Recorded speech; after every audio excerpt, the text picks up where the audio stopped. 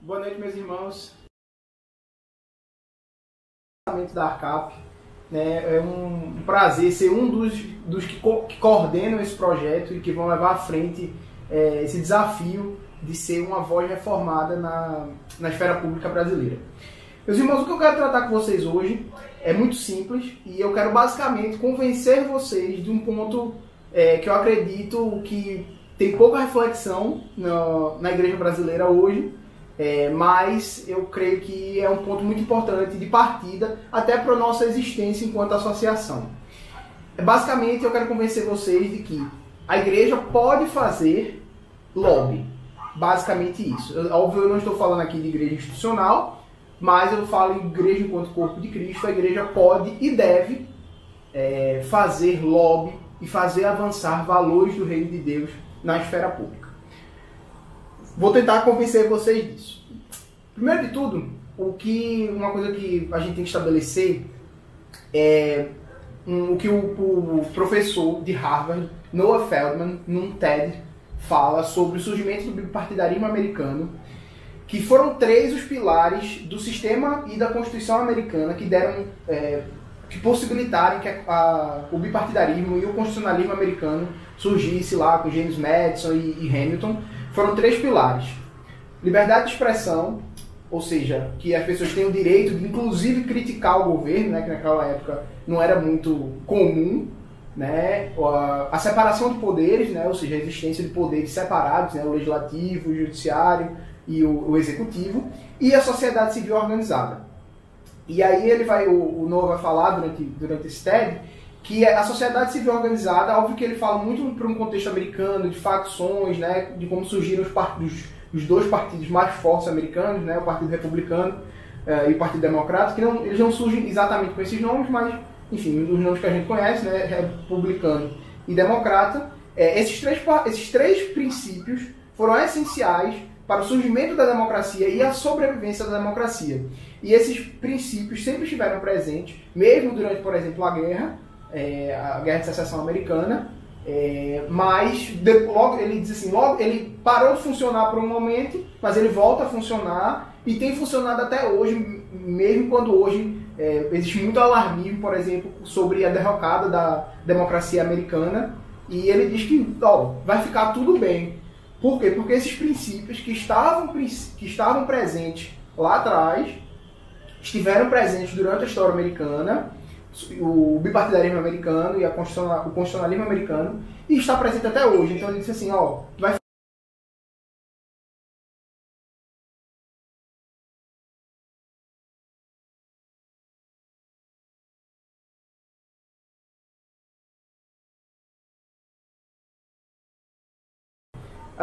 então, beleza. Então a gente estabeleceu que liberdade de expressão, separação de poderes, porque o que é que eles fazem? O que é que esses três pilares fazem? Eles garantem que haja liberdade para os cidadãos se juntarem, os cidadãos falarem e os cidadãos expressarem suas opiniões e defenderem os seus pontos de vista junto ao governo, seja de acordo com o governo, seja contra o governo. Isso em todos os âmbitos. Isso é uma coisa que a gente pode estabelecer.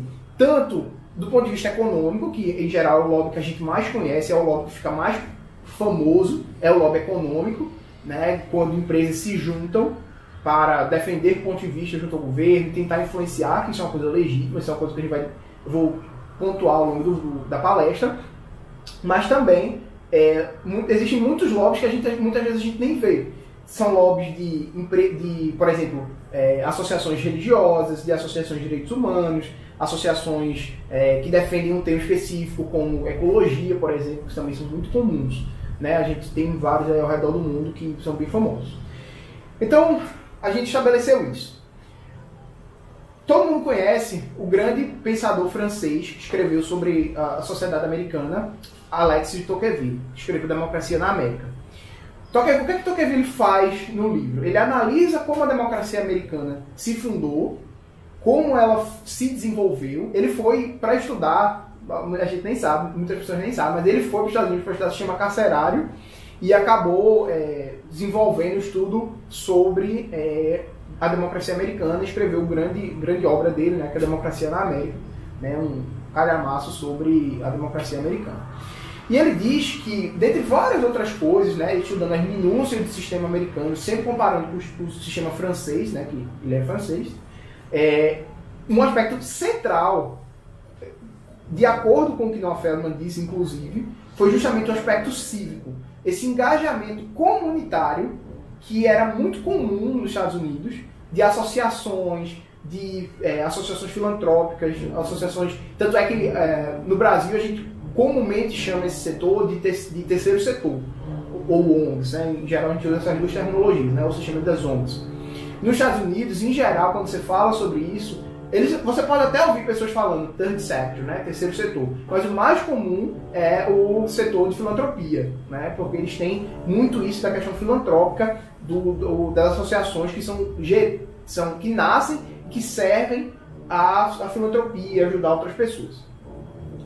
Então, isso, obviamente, Tocqueville escreveu em 1800. Mais recentemente, para aqueles que, aí, puxando um pouco para a minha área, né, para a ciência política, mais recentemente um pesquisador chamado Robert Putnam estudou a democracia italiana, a democracia e a comunidade italiana, e ele compara os dois sistemas, meio que o norte da Itália e o sul, e ele diz que o aspecto cívico, ou para nós da ciência política, o capital social, que é um conjunto de crença nas normas, de confiança interpessoal, das pessoas confiarem umas nas outras, das pessoas confiarem nas instituições, ela é um ponto fundamental para explicar a diferença de desenvolvimento do norte italiano para o sul.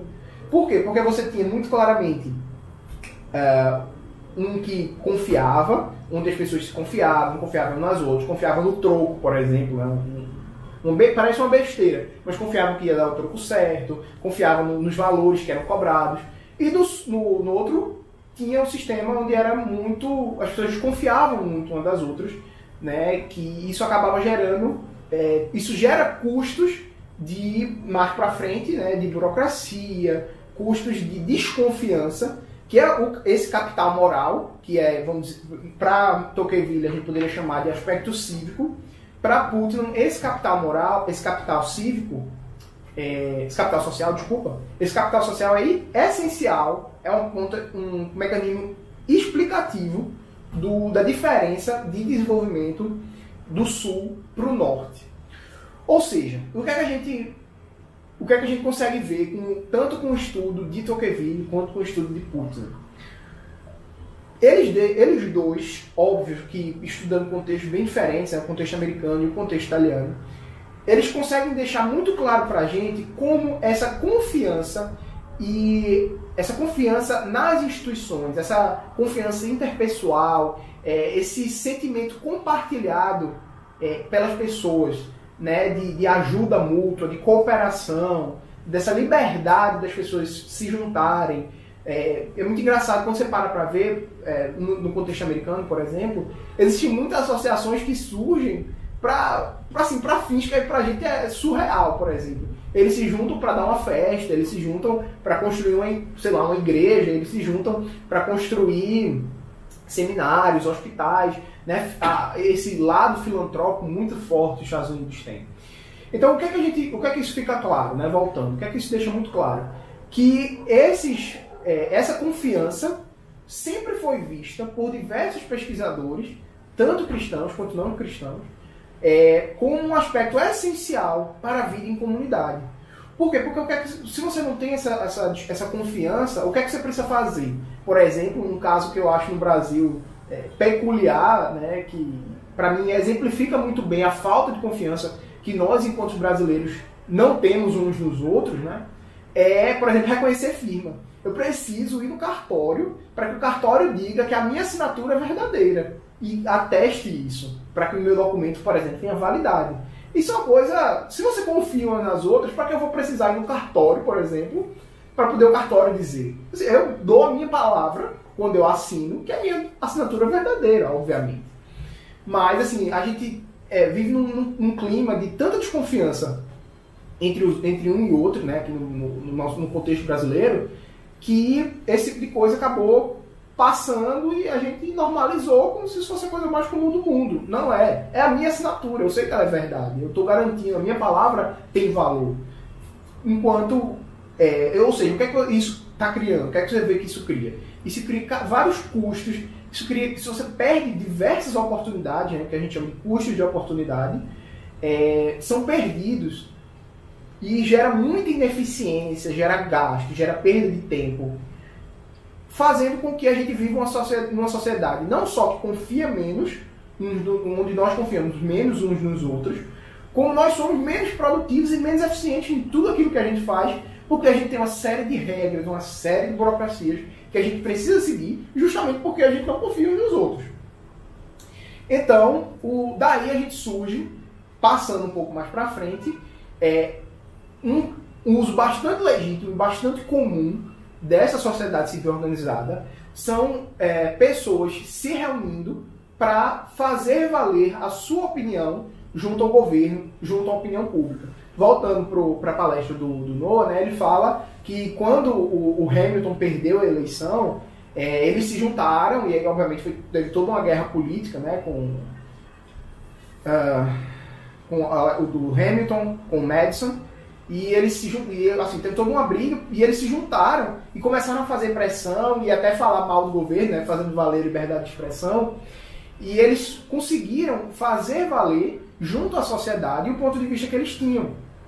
E logo depois, né, Thomas Jefferson acaba ganhando a eleição, né, e o Madison vira secretário de Finanças, ministro de Finanças, né, equivalente brasileiro. Então, e o que isso é? Isso é lobby. Aí você vai dizer, aí você vai estar pensando agora, imagine que você está pensando na sua casa agora. Mateus está dizendo que os cristãos devem fazer lobby, ou que lobby é uma coisa válida. Por incrível que pareça, sim, é isso que eu estou dizendo, meus irmãos.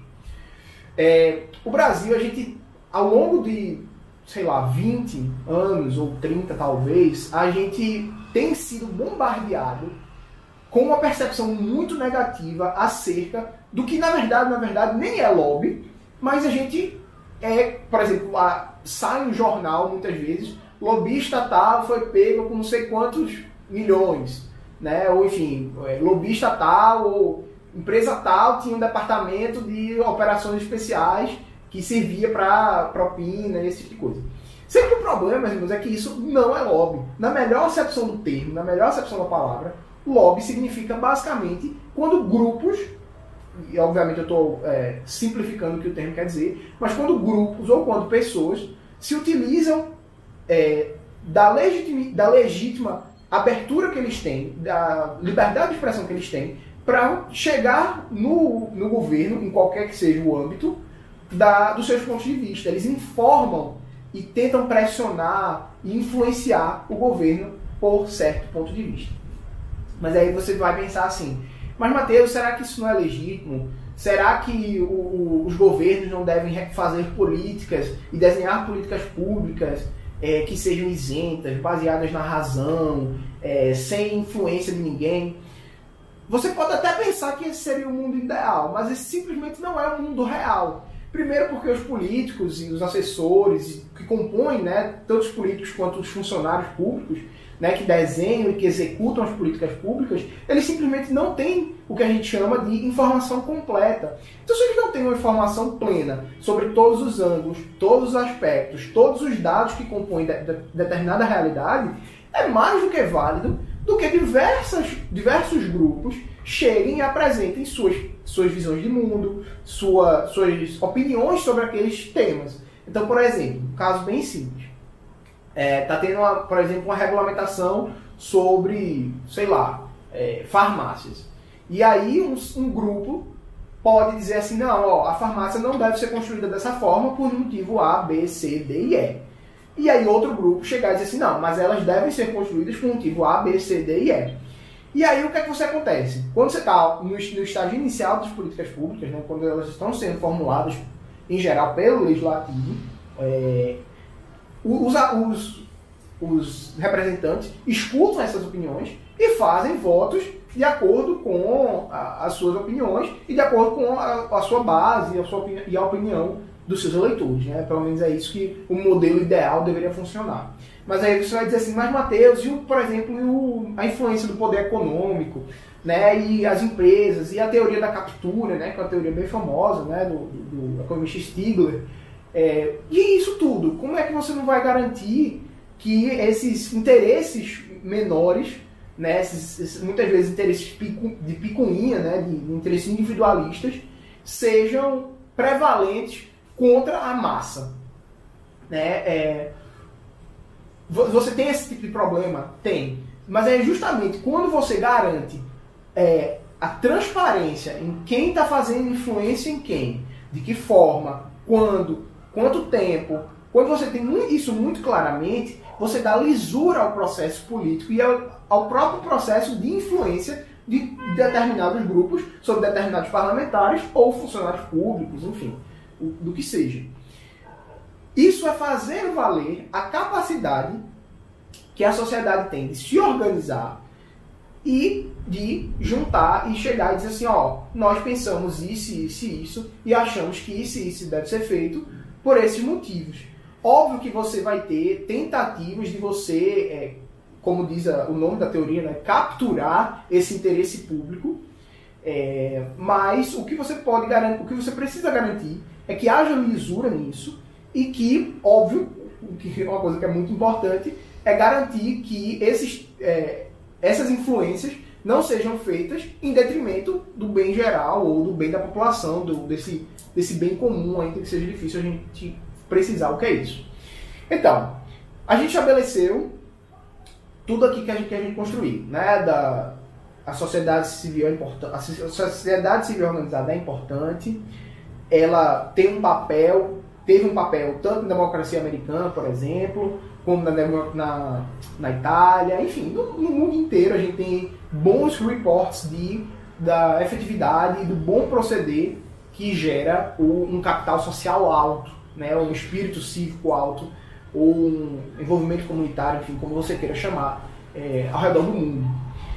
E a gente também estabeleceu que lobby não é uma coisa demoníaca, né, que isso é uma coisa bem comum que a gente tem, e que em algum aspecto revela até uma certa ingenuidade, que é achar que de fato essas políticas vão ser feitas por atores que são absolutamente imparciais, que têm informação completa sobre todos os assuntos e que vão decidir basicamente por pura razão e por pura ciência, quando a gente vê que não é isso que acontece. Então, com base nisso, aí a gente chega no ponto essencial da palestra, que é o que eu quero construir com vocês, que é: será que pode existir um lobby cristão? Será que pode existir? Será que a ARCAP tem lugar? Será que o nosso trabalho é legítimo? E aí você vai dizer assim: ah, não, é legítimo. Ou você pode pensar assim: não, não é legítimo porque vocês vão estar imiscuindo, né, igreja, Estado, ou enfim, religião e política. Religião e política sempre andaram, sempre foram muito entrelaçados. Sempre há um quê de político na religião e um quê de religioso na política, né? Já via o James K. Smith e também o André Bielé, o pastor André Bielé. Então o que é que você faz? A história nos mostra muito claramente, e aí passando já por todos esses que eu já citei, quando você olha, por exemplo, para a obra de Calvino, para todo o serviço que Calvino prestou enquanto pastor de Genebra, você vê o incipiente de todo esse movimento de associações privadas no protestantismo histórico. Na Genebra de Calvino, você tinha o que ficou conhecido como o Fundo Francês, que era um fundo que era em geral gerido pelos diáconos, que era um fundo privado, né, e que servia para auxiliar pessoas, auxiliar órfãos, pobres e também imigrantes. Né? Estima-se que eles chegaram, em 10 anos, a atender mais de 60 mil pessoas, o que obviamente, para aquele tempo, né, para 4, 5 séculos atrás, é bastante coisa. Né? De fato ajudar, e ajudar sabendo, e essa tradição filantrópica, né, sabendo, obviamente, com critérios. Né, quem de fato precisa, né, enfim, todo um rigor. O David Hall, né, escrevendo sobre a influência de Calvino no comércio, ele deixa muito claro que a raiz de todo esse movimento de filantropia e associativista do que o protestantismo tem e sempre legou, tem uma raiz, uma gênese com o fundo francês e com todo o desenvolvimento social na Genebra de Calvino. Por quê? Porque eles conseguiram fazer uma associação, né, que chamado, como eu disse, né, fundo francês, que servia para ajudar as pessoas, mas que não era dependente do governo. Né? Eles conseguiam ajudar as pessoas, desenvolver a sua missão, sem necessariamente recorrer ao governo, e prestar e cumprir a sua missão, de fato, causar um impacto dentro da realidade em que eles viviam. Quando você vai, por exemplo, para Kuyper, né, o primeiro pastor, que foi posteriormente primeiro-ministro holandês, fundou a Universidade Livre de Amsterdã, o Partido Revolucionário Holandês, o Kuyper, quando ele está falando, né, nas suas famosas palestras, né, que virou o livro chamado Calvinismo, ele fala sobre essa questão orgânica. Né? Ele diz que o Estado tem uma característica mecânica, né? Ele argumenta que o Estado é pós-queda, que veio para refrear o mal humano, etc., obviamente com todo um arcabouço teológico, enquanto essas associações, não só associações, entenda aqui, não só associações enquanto associações livres, de ONGs e tal, mas todas as outras associações, a família, as igrejas, as empresas, todas essas associações de pessoas têm um caráter orgânico. São pessoas que livremente decidem se unir e fazer determinado movimento. Seja na empresa, de utilizar recursos escassos para produzir eficientemente bens e gerar riqueza, seja na igreja para proclamar o Evangelho de Cristo, seja na família, né, obviamente, para cumprir e para desenvolver o amor moral, ensinar o amor moral. Enfim, cada aspecto da sociedade é marcado por essa organicidade, por essa característica da liberdade das pessoas se unirem com um determinado fim. E as associações livres, que é como Kuyper as nomeia, não são diferentes disso.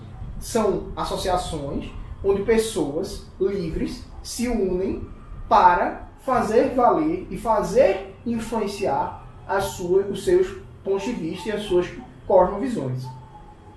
Então, essas associações estão muito claramente no protestantismo histórico, que é o protestantismo ao qual a gente se afilia. Ou seja, os reformadores, os pós-reformadores, os teólogos e os cristãos que vieram depois dos reformadores, né, toda a tradição puritana, a tradição neocalvinista holandesa, né, enfim, todas essas tradições que vieram do movimento reformado sempre deram um valor muito grande, óbvio com algumas exceções, claro, né, nunca é unanimidade, mas sempre viram com bons olhos essa liberdade que há, já que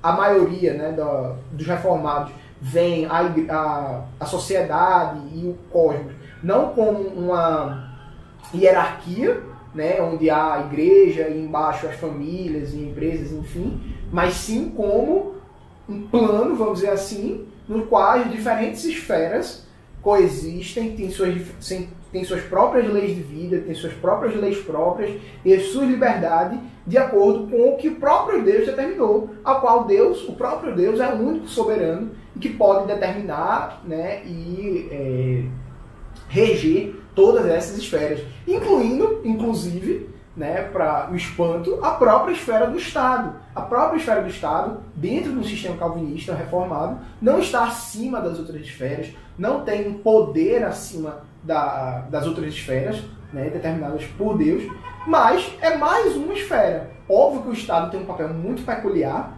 né, em todo o desenvolvimento da justiça pública, etc., mas é uma associação como outra qualquer, como a família, as empresas. Óbvio que tem um cara, e isso é muito importante a gente enfatizar, sim, o Estado tem uma especificidade muito grande, né, pela sua natureza, e aí obviamente a gente pode discutir, né, toda a mudança que o Estado moderno sofreu, né, e quanto mais ele vai recebendo atribuições, mas o que fica claro é que reformados sempre viram como legítimo, aceitável e para muitos deles inclusive louvável e recomendável que cristãos se unam, façam associações e com seus diversos fins, né, dentro das associações livres.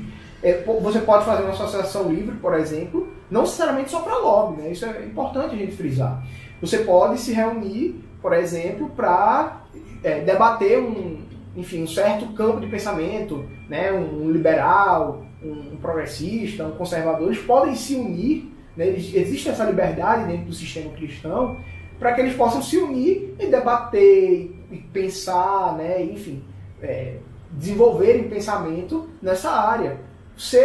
Assim como você pode se juntar, por exemplo, para criar um think tank, que já seria um passo além, né, uma organização que leva à frente pensamentos de determinada matriz ideológica. Como você pode se unir para limpar as praias, por exemplo, existe isso, ou para defender os animais, ou para ajudar pessoas com câncer, enfim. São 1001 utilidades, né? E essa liberdade que há dentro da esfera das associações livres é o que garante a sua riqueza. Porque você pode se unir com pessoas para fazer quase tudo, vamos dizer assim. Dentro do esquema das associações, você pode se unir para diversos propósitos, né? Você pode se unir, por exemplo, citando casos brasileiros, instituições como a ANAJURE, por exemplo, que é uma associação de juristas cristãos que se une para defender a liberdade religiosa e lutar contra ataques à religião e ataques à liberdade de expressão e direitos fundamentais. Ou, por exemplo, o Instituto Brasileiro de Direito e Religião, né, que serve também para fomentar, né, a discussão sobre a intersecção entre a religião e o direito. Então, o que isso deixa claro é legítimo, pode ser feito, deve ser feito. Mas aí você vai dizer assim, Mateus, mas o debate público atual ele é muito averso à religião. De fato, com o crescimento do secularismo, a gente tem visto cada vez mais não só opiniões eminentemente sobre temas religiosos, mas também quando pessoas religiosas, vamos dizer, religiosas entendem basicamente cristãos, né, vamos dizer assim, cristãos evangélicos, reformados, enfim, como você queira chamar, são de fato, você já deve ter acontecido com você vai dizer alguma coisa, informado pela sua cosmovisão, e aí a pessoa diz assim, não, deixe sua religião em casa. Né? O que você vê com a modernidade, né, pós-modernidade após, é que essa privatização da religião, né, e a idolatria, vamos dizer assim, do sentimento, né, desse self moderno. Né? Então, porém, o que você precisa notar, e aí existe todo um arcabouço reformado que você precisa ler, que você será muito abençoado em ler, sobre o que a gente poderia chamar de teologia pública. O que é a teologia pública? É basicamente o entendimento de como funciona e as implicações públicas da teologia. O que basicamente você vai aprender com a teologia pública distintamente reformada e filósofos reformados como Hermann Doiver, por exemplo, é que o debate público ele é eminentemente religioso. Ou seja, o que isso quer dizer? Não só as pessoas que estão no debate público, né? E eu digo debate público não só enquanto a política em si, mas todas as pessoas têm compromisso, o que a gente chama de compromissos fundamentais do coração. Ou seja, elas são religiosas, por mais ateias que elas sejam, elas não deixam de ser religiosas, porque elas têm pontos de partida, né, profundamente religiosos. Mesmo que muitas vezes elas nem saibam, ou a maioria das vezes elas nem saibam que elas são religiosas, né? Mas eles têm pressupostos inalienáveis que são compromissos de coração, religiosos, efetivamente. Então, se todo o debate público ele é religioso, não é que, vamos dizer, o que eu estou querendo dizer não é que a gente vai ser mais um, mas, obviamente, nós temos o nosso espaço de propagar a nossa cosmovisão enquanto indivíduos cristãos que professam uma certa confissão de fé, em propagar a nossa cosmovisão no debate público. Por quê? Porque você vai ter uma discussão no debate público sobre temas os mais variados possíveis. E eu acho que isso é uma coisa que é muito importante a gente começar a pensar. A militância da igreja, já faz um certo tempo, ela tem sido basicamente centrada em alguns pontos. Quando é que os cristãos, vamos dizer assim, mais se manifestam? Questões, por exemplo, de corrupção, casamento homoafetivo, homossexualidade, aborto.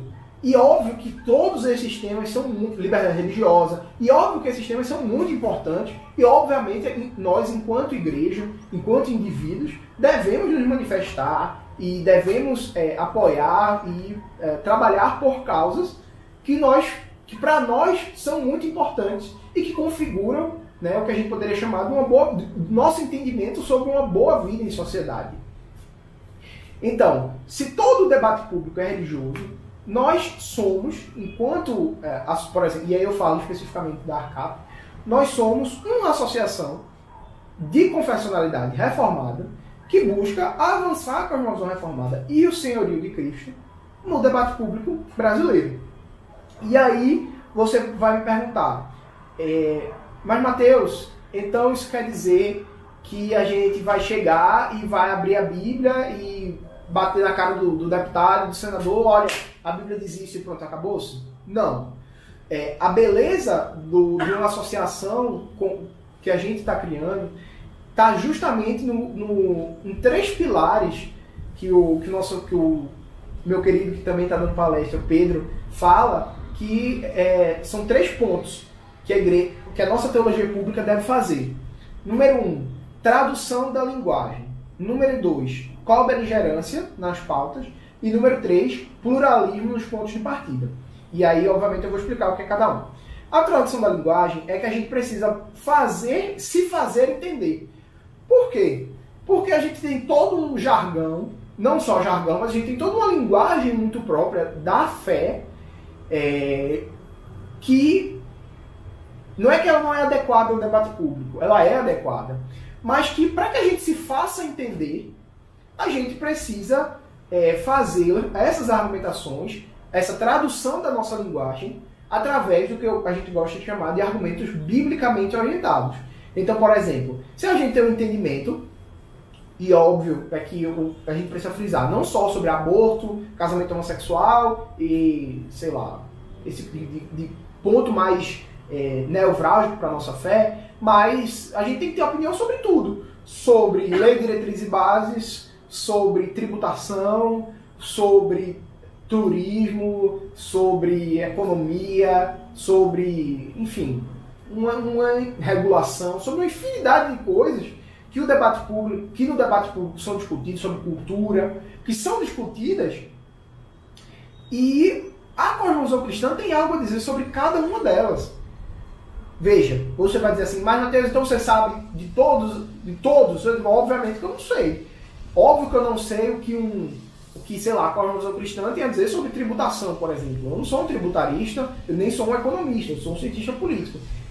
Mas o que a gente pode fazer é se valer da melhor tradição reformada para traduzir a linguagem e os conhecimentos da nossa cosmovisão para o debate público, o atinando a realidade e a realidade dos fatos e a realidade das coisas, de como o sistema político brasileiro funciona, no caso brasileiro.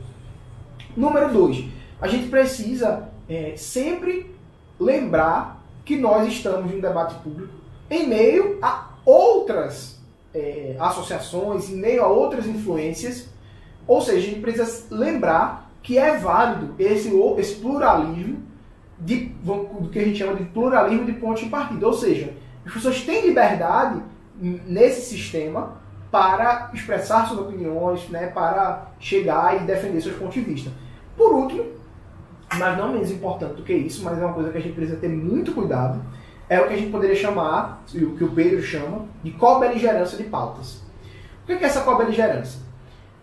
É válido, e aí a gente passa aí desde do Schaeffer, né, para cá, tem tido essa discussão sobre cobeligerância. O que é a cobeligerância? É nós nos unirmos em torno de causa comum com grupos que têm afinidade em algum tema. Então, por exemplo, nós, enquanto reformados, nós não concordamos com tudo com grupos católicos, por exemplo, obviamente, nós temos uma cosmovisão distinta. Mas isso não quer dizer que numa discussão sobre cultura, ou turismo, ou mesmo esses temas mais sensíveis, como aborto, casamento homoafetivo, nós não podemos nos juntar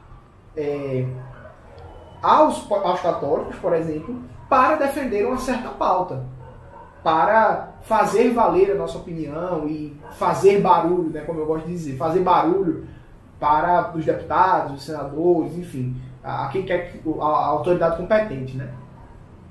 Mas isso precisa ser feito de uma forma muito cuidadosa. Por quê?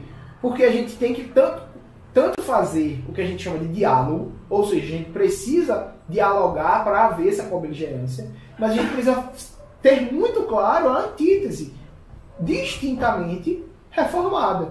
Ou seja, a gente precisa ter muito em mente que a gente trabalha junto nessa pauta, a gente tem um propósito em comum nessa pauta, mas pode ser que em tal pauta a gente divirja. E pode ser que mesmo nessa pauta que a gente tem uma convergência, a gente não tem uma convergência pelos mesmos motivos, ou da mesma forma, ou na mesma intensidade, né, ou com as mesmas consequências que um outro grupo ou a outra cosmovisão pode estar fazendo nessa cobeligerância conosco. Então, isso, meus irmãos, é justamente o que a ARCAP quer fazer. Né? Pode até parecer que eu estou, como a gente diz, né, puxando sardinha para o nosso lado, mas a missão da ARCAP é justamente essa. É justamente chegar ao debate público e exercer o que a gente poderia chamar de uma função profética e fazer valer essa característica de baluarte da verdade que a igreja sempre teve, mas que perdeu muito desde, sei lá, da redemocratização ou até mais do que isso. Quando a igreja aceitou que a vida religiosa é uma vida quase que monástica, onde eu vou para a minha igreja, pratico a minha religião, que na verdade a gente tem duas possibilidades, né? No evangelicalismo e no cristianismo brasileiro em geral, você tem duas linhas majoritárias, né? Vamos dizer assim. Uma que diz assim, não, o cristão não deve se envolver com política, nós devemos simplesmente cuidar das coisas de Deus, e evangelizar e enviar missionários. Óbvio que todas essas coisas são muito importantes, mas isso não anula a importância das outras coisas, como, por exemplo, atuar politicamente para o bem e por amor a Cristo e por amor dos nossos concidadãos. Então, essa seria uma tradição, né, de nós não devemos, ou uma que diz assim, não, eu pratico a minha religião, mas ela não tem nada a ver com a minha vida, vamos dizer assim, né, secular. A forma como eu trabalho, a forma como eu voto, a forma como eu penso, não tem nada a ver com a minha religião. Minha religião é ir no domingo adorar a Deus, ou enfim, participar do pequeno grupo e pronto, acabou-se. Sendo que, meus irmãos, não é isso aqui, uma sólida cosmovisão cristã nos chama. Ela nos chama a se engajar no mundo como Deus se engajaria. Cumprindo o nosso mandato cultural em nossas respectivas vocações, mas sempre trazendo todo o pensamento cativo à obediência de Cristo, como fala lá em 2 Coríntios. Então o que a gente precisa, entenda, meus irmãos, eu não falo isso só para dizer assim, não, o trabalho que eu estou desenvolvendo enquanto ARCAP, ele tem validade. ou você precisa se associar ou doar. Não, mas o que eu quero é levar você a refletir sobre, será que de fato existe espaço? Beleza, tem espaço. Será que é válido? É válido. Então é válido. Será que eu devo me associar? Será que eu devo ajudar, apoiar? Ou então dizer assim, não, eu acho que a política é muito importante, mas eu prefiro dedicar meus dons, meu tempo, meus recursos para outras coisas. E, meus irmãos, isso é válido. Isso que precisa ficar claro. Mas o que a gente não pode, meus irmãos, é aceitar, viver uma vida onde, óbvio que nossa família é muito importante, nossa igreja é muito importante, mas a gente vive numa cidade, a gente vive num país. Então, assim, a gente vive em comunidades, então a gente precisa se envolver. A gente precisa, óbvio que existem as prioridades do reino de Deus, as prioridades das nossas famílias, mas essas coisas também, em algum aspecto, também incluem esse envolvimento, esse engajamento com associações, sejam políticas ou não. Mas a gente também precisa reconhecer que a política, como eu falei, tem um papel muito importante, até pelo poder que foi dado ao longo do tempo ao Estado, do que ele pode deixar ou deixa de poder fazer. Então, já caminhando para o fim, eu vou falar um pouco sobre a ARCAP. O que a ARCAP é, meus irmãos? A ARCAP é basicamente uma associação que surgiu, né, nessa esteira do reconhecimento da importância de levar à frente a cosmovisão cristã e o senhorio de Cristo no debate público brasileiro, que você não tinha vozes reformadas.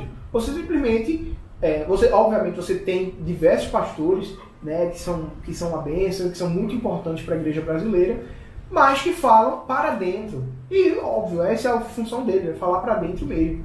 Mas você não tinha uma voz, você não tinha vozes, e graças a Deus, recentemente essas vozes têm surgido e têm ganhado força, mas você não tinha vozes que sistematicamente se dedicassem a estudar e influenciar e atuar e gerar engajamento na política brasileira. E foi por isso que a gente decidiu fundar a ARCAP, que tem como pilares três declarações de missão, né? Equipar cristãos com virtudes públicas, influenciar a opinião pública e atuar na esfera pública a partir de valores biblicamente orientados. Ou seja, a ARCAP é justamente uma associação que quer fazer valer toda essa tradição reformada, que eu acabei de explicar aqui, de associações livres, para fazer chegar ao poder público e à opinião pública brasileira uma voz e uma visão distintamente reformada da vida e do que é uma boa vida vivida em sociedade. E junta, né? Porque é muito importante que a gente enfatize isso, né? Da vida em comunidade. Porque nós vivemos em comunidades, em cidades, e então a ARCAP tem esse papel justamente de aglutinar pessoas, né? E aglutinar cristãos em torno de um objetivo comum, que é influenciar a política.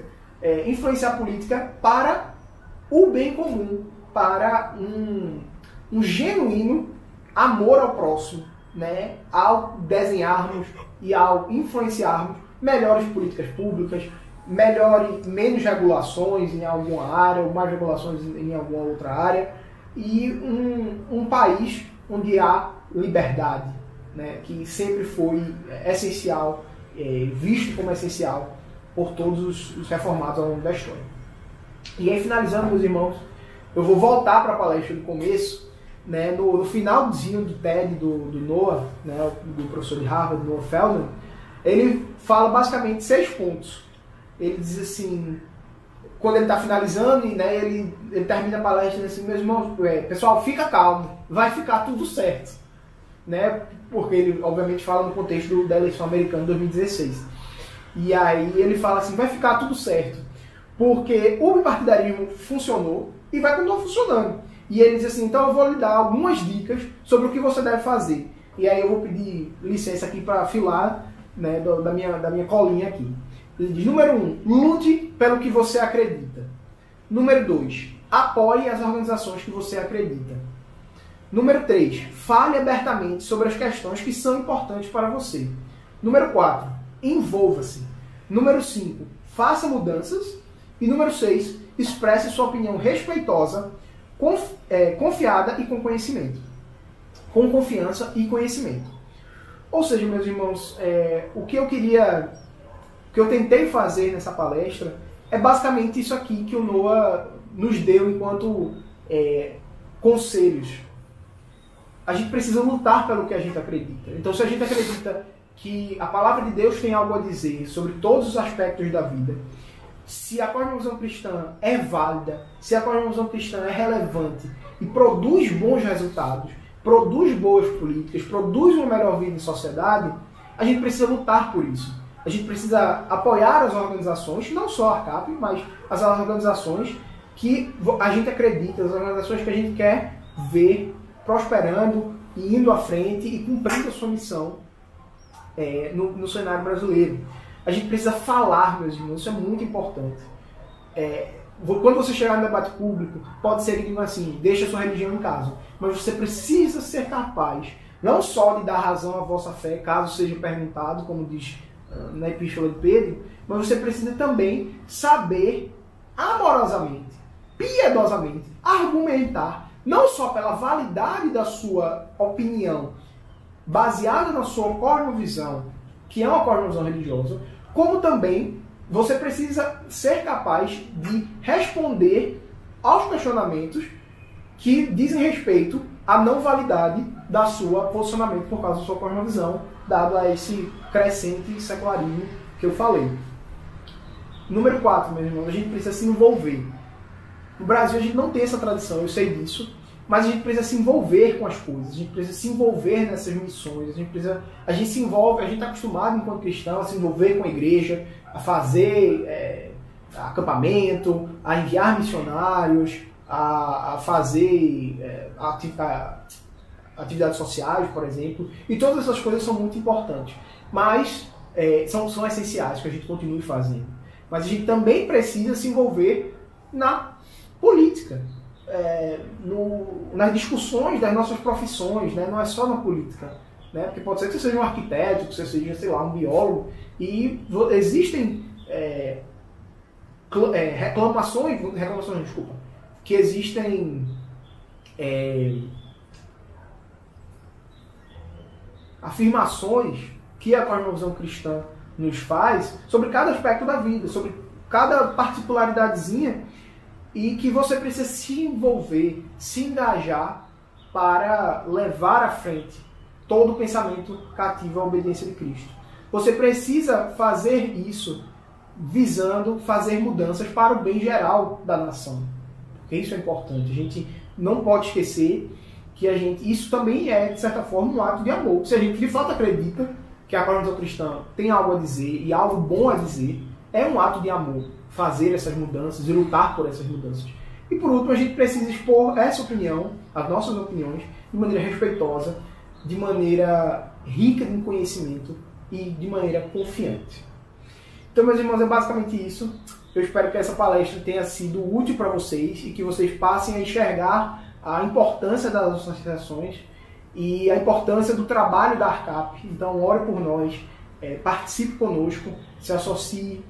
E o que eu posso desejar é só que o Senhor abençoe você e sua família e que você se engaje na vida comum da opinião pública e da política brasileira. Um abraço.